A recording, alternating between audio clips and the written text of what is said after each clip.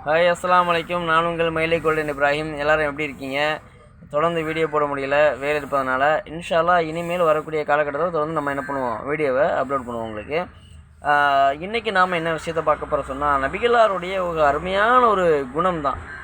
எப்படிப்பட்ட சிந்தனை பாருங்கள். நான் ரொம்ப நேரம் நின்று தொழுகை வைக்கணுன்ட்டு பள்ளிவாசலுக்கு வரேன். அப்படி நான் தொலை வைக்கக்கூடிய நேரத்தில் எனக்கு பின்னாடி நின்று தொழுகிறாங்க பாருங்கள். அங்கேருந்து சின்ன பிள்ளைங்க அழுகக்கூடிய சத்தமெல்லாம் கேட்குது. எங்கே நான் ரொம்ப நேரம் தொழுகை வைக்கிறதுனால அந்த குழந்தையுடைய அம்மாங்களுக்கு சிரமமாயிடும்னு நான் பயப்படுறேன். அப்போ அதனால தான் தொழுகை நான் என்ன பண்ணுறேன், சுருக்கி நான் வச்சு முடிச்சுக்கிறேன்னு நாங்கள்.